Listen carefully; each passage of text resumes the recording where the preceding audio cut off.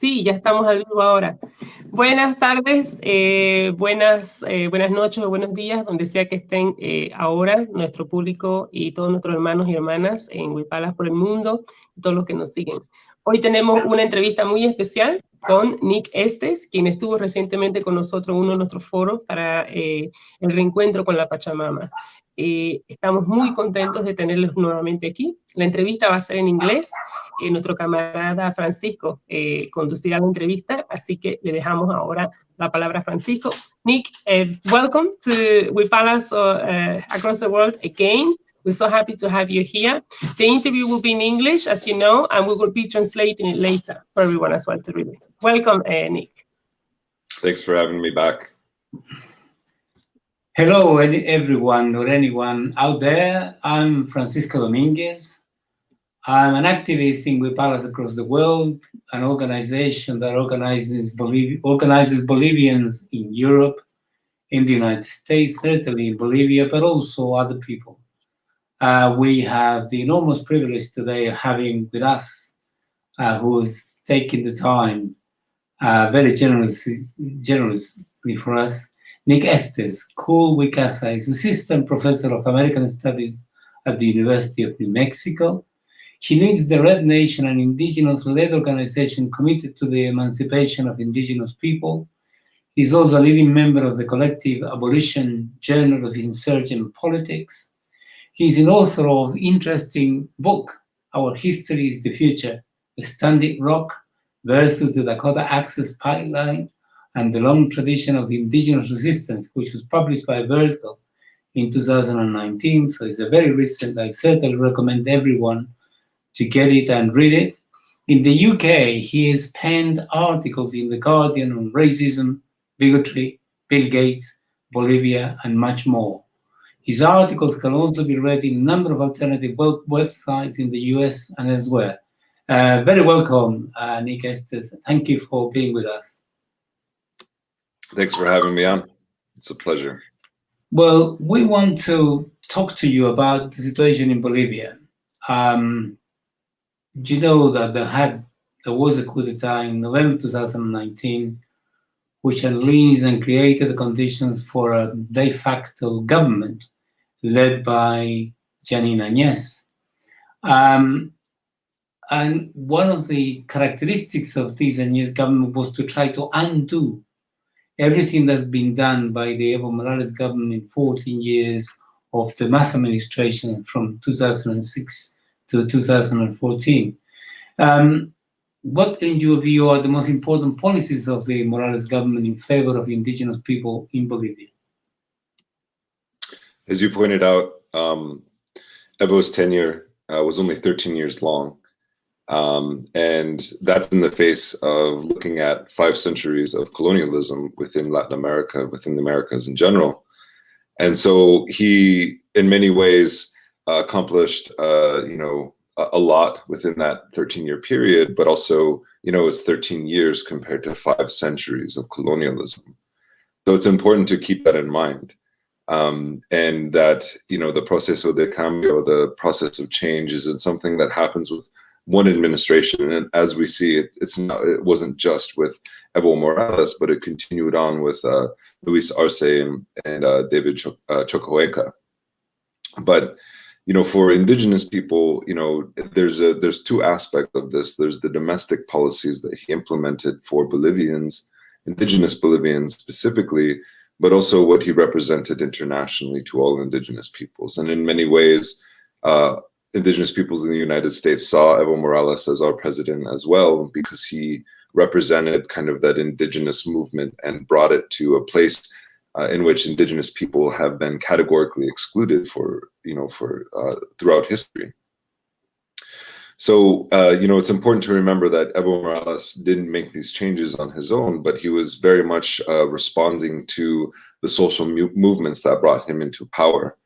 And he merged 2 kind of indigenous visions of socialism, the values of Pachamama, together, and what we, have termed here in the States kind of an indigenous socialism.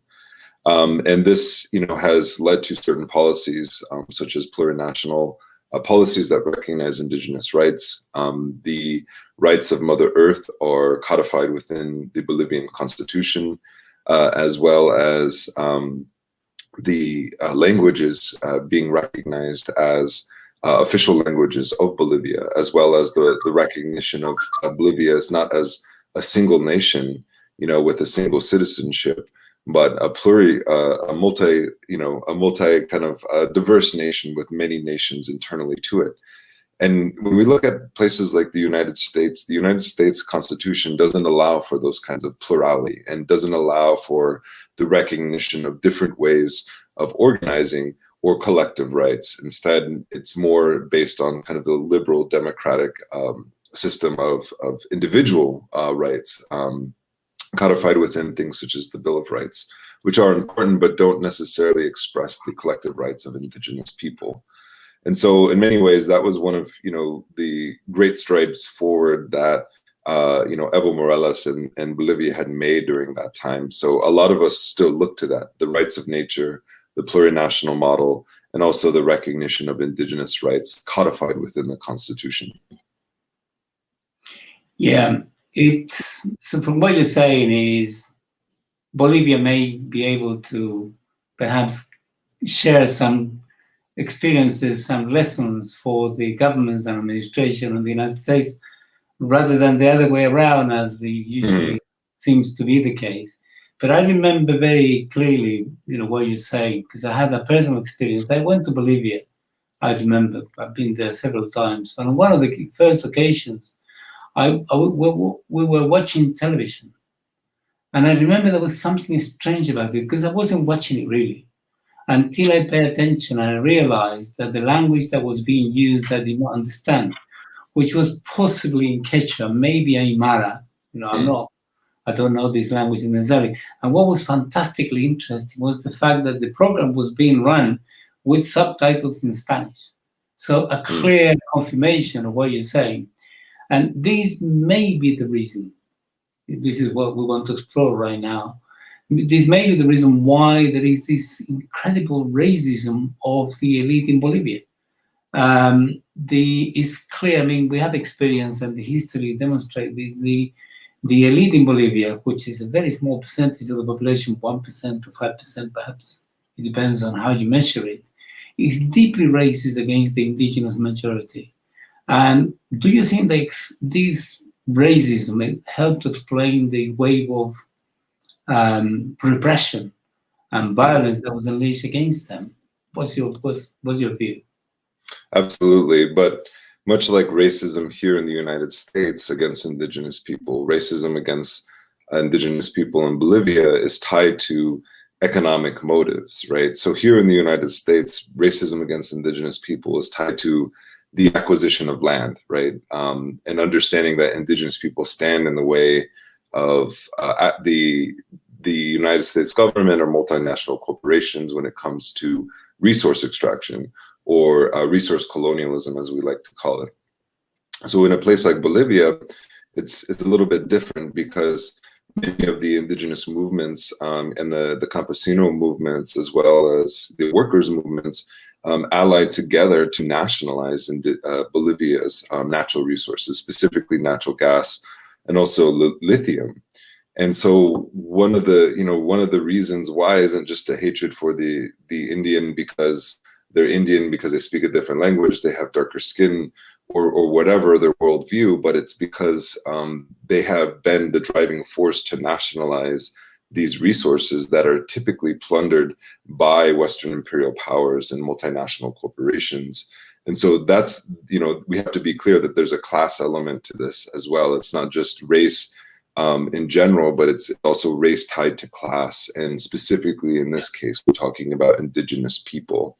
So when we talk about the kind of repression, that's really what is motivating it, is trying to undo these policies that have benefited not just indigenous people, but the bottom sectors of society as well. And I think that's what represents the biggest threat to the ruling elite, is to understand that when you center indigenous rights, because they are the bottom sectors of society, it raises the rights of poor people in general.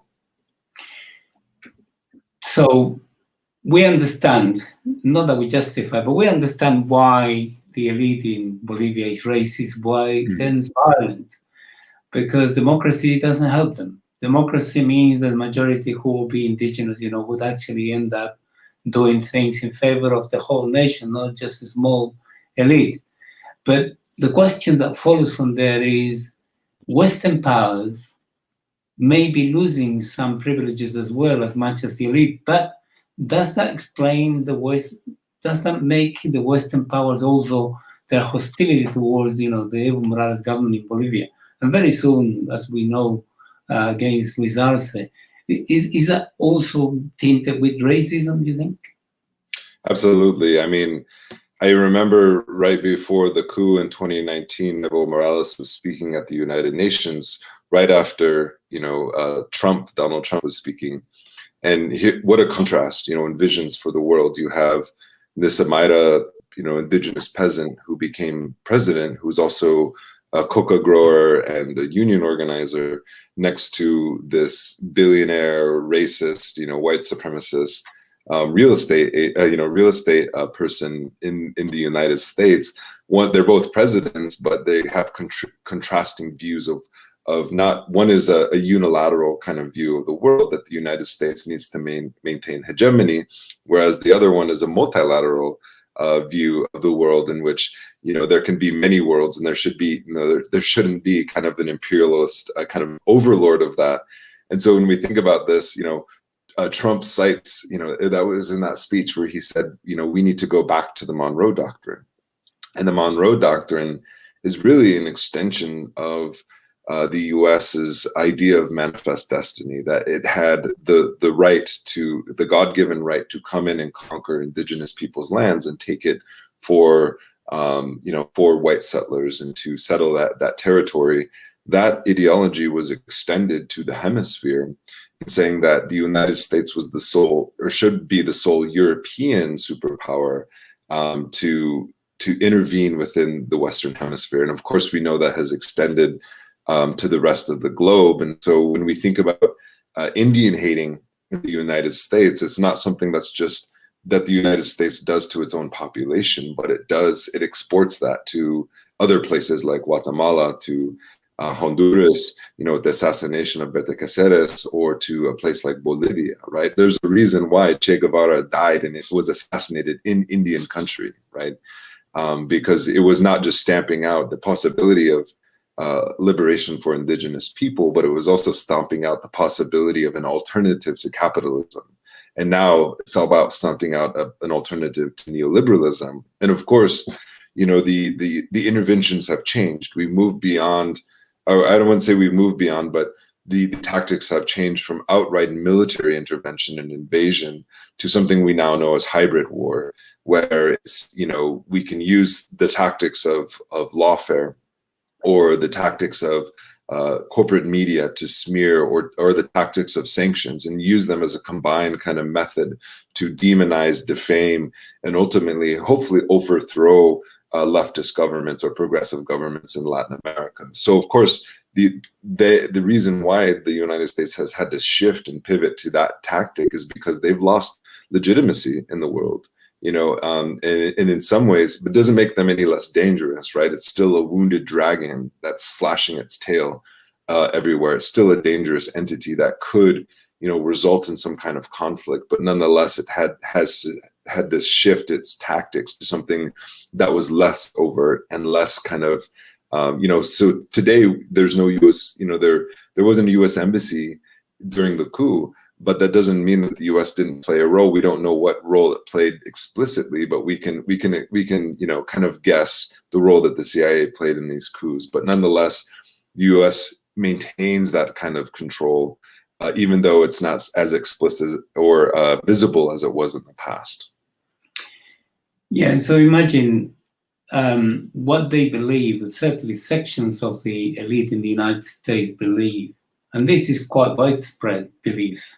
Mm-hmm. That these inferior people down south has the temerity not only to try to build a different society, but challenge my hegemony as the dragon that controls that region this is completely unacceptable. So it latches out with incredible violence. I mean, the level of violence that's been meted out to people in the region is enormous. But I want to move a little bit further regarding the United States, because the issue now is with the European Union, not only with the United States, but also with the European Union.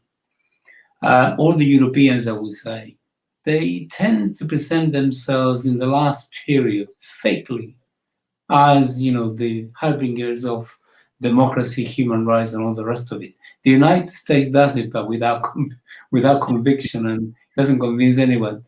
Nevertheless, the European Union has something to it which, may make it interesting or certainly credible. One of the things that is important in this regard, in my view, is that nothing legitimizes US foreign policy more than the slavish support that it obtains from the Europeans. The moment that becomes the case, then is the international community that actually condemns something or takes a position on something, in this case, Bolivia. But now what we have is that the extreme right wing in Europe, led by a guy called Herman Terst, I think that's how it's pronounced, is a representative of a Euro MP, representative of Vox, extreme right wing, racist, fascist party. And then they are condemning, they managed to pass a resolution in the European Parliament against Bolivia, and they condemn the desire of the Bolivian people to bring about justice regarding the perpetration of violation of human rights by Agnès and so on. And they even suggest that sanctions might be imposed. So this resolution might be in preparation of what is coming. So if you don't mind, I'll read the following, which I think is relevant to this point. I want your reaction. Number 6 of the resolution condemns the offensive of the Sao Paulo Forum and of the Puebla Group against fundamental freedoms in Bolivia and the reactivation of the airport in Chapare, a coca production area, after the victory of Luis Arce under the influence of Evo Morales. And the parliament is deeply worried about the collaboration, worried by the collaboration with the Venezuelan regime and other protagonists of drug trafficking, such as the FARC and the ELN in Colombia. So this is a sort of cocktail where they throw everything in. What they're preparing is obviously this is part and parcel of the demonization of the Arce government in order to do something else. And as the resolution suggests later on, point 6, what do you think about that? Yeah, this is what happened to Arauz in Ecuador as well, the leftist candidate. Before he could even run, the media didn't even acknowledge him, and there was a conspiracy, more so by the kind of right-wing Latin American governments against his candidacy, saying he was connected to the ELN, and of course this was false. But the painting of him as a narco trafficker or whatever did have an impact and did serve to discredit his campaign. And so what we have in the European Union, and what's obviously this is something the United States implicitly supports, especially since they're not speaking out against it. And some of them, some U.S. politicians have even kind of confirmed the things that the European Parliament has accused Bolivia of doing. But what it's saying, though, is it's saying that there shall be impunity for golpistas, that there shall be immunity for them as well, and that any government, who is backed by the right or whatever, that decides to democratically remove those people and to try them according to due process, right? What Bolivia is doing, what Luis Arce is doing with his government, isn't outside the norm, right? When somebody tries to overthrow a government or successfully accomplishes it and installs themselves as a dictator or whatever it is, and they violate constitutional principles, what are you supposed to do? Are you supposed to let it keep happening and happening and happening? That's the message that they're trying to send, and it's in my estimation, it's a weak message, because the balance of powers are shifting to the point where what the European Parliament says and does has some import, but it's not as powerful as what the rest of the world is doing and saying that these people deserve to stand trial, that they are that they do have a connection to these massacres that happened, right? Because imagine any other place in the world, if there were Europeans, if there were 30 Europeans who were killed, the people would want justice, no matter if that person was an elected official or not, whether or not they were on the left or the right. So why is there an exception for Bolivia?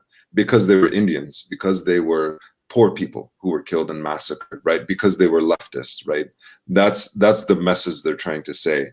They're trying to send. So we can look at like Brazil, right? What is happening in Brazil with Bolsonaro? They're setting up a precedent, for, because he could potentially be elected out, and of course he probably will have to face some sort of justice when he leaves for the things that he's done. So they're setting up a precedent, not just for Bolivia, but for the region itself, to basically provide some kind of legal cover for these golpistas or for these violators of human rights. Yeah, what is interesting about that is I'm South American myself, and I had to flee my country because of the dictatorship. And what is interesting is the people in these countries, Argentina, Chile, or Uruguay, and so on, haven't stopped. They have continued to make efforts after effort after effort. Have been brought, many of them, in some cases dozens, in some cases hundreds of them, responsible for atrocities against human rights perpetrated 40 years ago, 30 years ago. So this is a purely rhetorical question, are we going to expect the European Union to also pass a resolution to defend Pinochet or to defend Videla in Argentina or in Chile, these kind of things? This is completely unacceptable. So this is what is really, the government of Bolivia and the people of Bolivia are confronted. But I want to move to the final question and the final point, which is, in point number 7 of the resolution, it calls on the person in charge of international policy, which is Josep Borrell, the foreign minister of the European Union, and also European Union member states to adopt firm measures, including sanctions if necessary. That's what it reads. To put an end to the current undemocratic and repressive measures taken by Luis Arce, and omitting completely what Janine Áñez and her accomplices did. And this is part of the lawfare. I mean, there is no question about it. A resolution by an institution such as the European Parliament creates a legal context within which all sort of things can happen. And this is a reflection of the hostility of the Western powers against governments, who want to be independent, such as the one in Bolivia and other Latin American countries. So what can we do? How can we counteract this? What the kind of resolution coming out of the European Parliament suggests is that this is a very highly organized international campaign against Luis Arce Mas and the left in Bolivia, right? And what we saw with the last elections, with the last presidential elections, is that there was a call to bring in international observers to observe the elections, because it was in order to secure democratic processes, right? Not to intervene and not to attack the right or whatever. We did this in Ecuador. I was part of an international delegation, and we were there to ensure that the electoral process was free and fair. And it was, even though the left lost. But you didn't see people from the left calling for an intervention, right? And what a lot of these right-wing, especially the Western kind of powers, really dislike is a fair, level playing field, right? That's what they don't want. They don't want democracy. But I do think that especially coming from my perspective and where I'm from, I'm in the belly of the beast, so to speak, is that I think everyday kind of Americans and everyday kind of people, if they knew what this is what their government was doing, they wouldn't be for it, right? And so there we have to counteract their internationalism with better internationalism, ones that are based on democracy and transparency, because that's what the U.S. hates. We saw this with the Snowden leaks. We saw this with the WikiLeaks. They don't want even their own people, let alone the rest of the world, to know what they're doing covertly to undermine democracy throughout the world.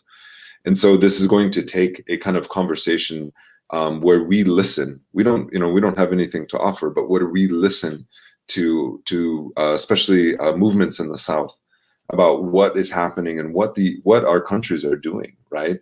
And how we can best intervene and to prevent what we saw in 2019, right? But the movements, this is me speaking to the movements in the West. For those who are listening, we have to mature, we have to grow up and get to the point where we can actually counteract these measures, not for just our own sake and our own safety, but for our comrades in the South and our relatives in the South, the movements that we want to support and that express our ideals that we share.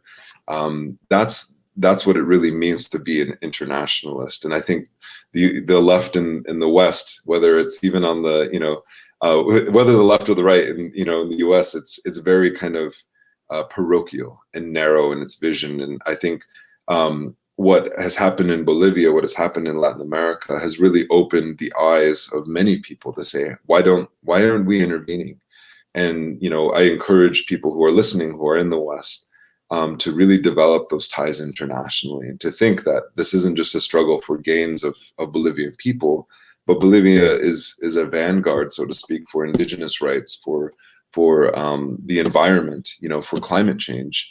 And we should be following that example, right? We have much more to learn from Bolivia than Bolivia has anything to learn from us, in my opinion.